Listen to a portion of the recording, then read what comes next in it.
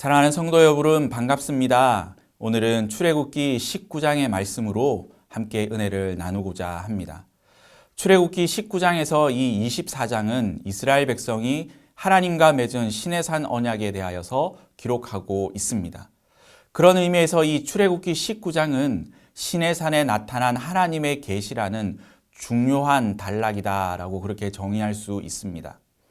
이 계시는 이스라엘이 하나님의 백성이 되는 근본적인 체험이라고 할 수 있으며 시내산 계시 사건은 이스라엘의 종교사에서도 매우 의의가 있고 결정적으로 중요한 역할을 하는 사건으로 간주되고 있습니다.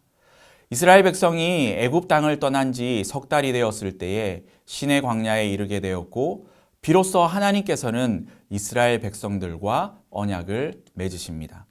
본문 3절 말씀을 보면 이렇게 기록합니다. 야곱의 집에 말하고 이스라엘 자손들에게 말하라 라는 말씀은 이스라엘 백성들의 이중적인 면을 드러내고 있습니다. 비록 이스라엘 자손은 하나님의 택함을 받은 자들이지만 야곱이라는 변화되지 못한 옛사람의 본성이 그대로 남아있다라는 것을 의미합니다. 그래서 조금만 자기들의 욕구와 생각에 맞지 않으면 하나님께 불평하고 원망했던 것이죠.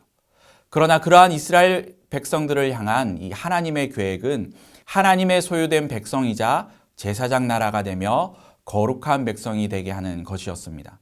하나님이 택하신 이스라엘 백성이 하나님의 소유로서 제사장 나라이자 거룩한 백성이 되어야 하는 것처럼 하나님이 택하신 사람들의 신앙 공동체인 교회는 이 세상에 이미 임한 하나님의 나라를 맛보는 곳이기도 합니다.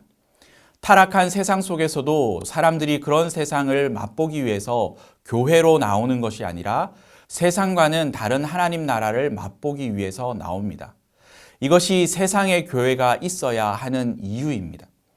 그리고 9절 말씀을 보면 하나님께서는 모세와 말씀하시는 것을 백성들로 하여금 듣게 하십니다. 하나님은 그 형상을 보여주시는 것이 아니라 그 음성을 백성들에게 들려주시는 것이죠. 눈에 보이는 형상은 사람의 손으로 만들 수 있습니다. 그러나 하나님은 음성을 들려주심으로써 사람들이 손으로 만든 말 못하는 이방의 우상이 아니라 참으로 살아계셔서 말씀하시는 하나님이라는 것을 보여주십니다.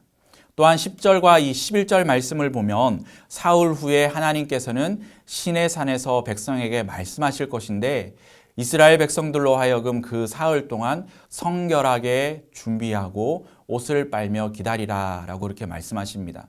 이 옷을 빤다는 것은 새로운 마음과 새로운 생각을 가지라는 겁니다.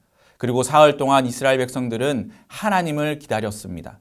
다른 생각은 접어두고 오직 하나님 한 분만을 생각하고 기대하며 기다리라는 것이죠.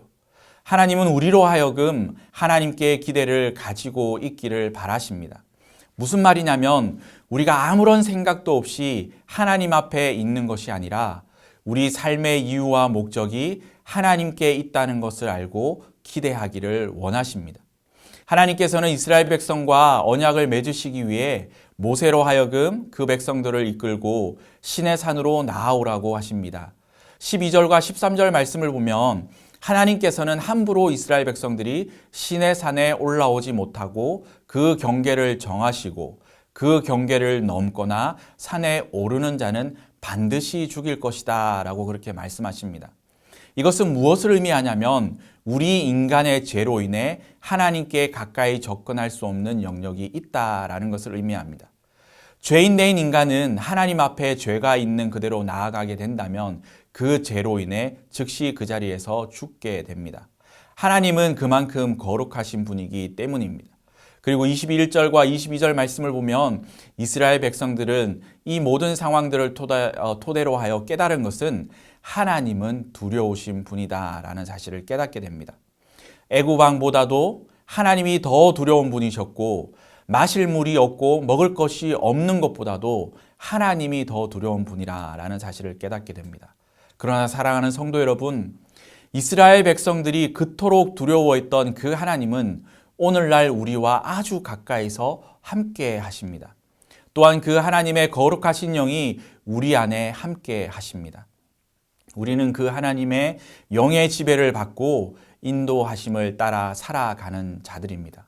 오늘 이 하루도 그토록 거룩하신 하나님을 우리 삶의 이유와 목적으로 삼아서 하나님의 영이신 성령님 안에서 참된 기쁨과 만족을 누리며 하나님과 동행하는 복된 삶을 살아가는 저와 여러분의 삶이 될 수 있기를 주님의 이름으로 축원합니다. 감사합니다.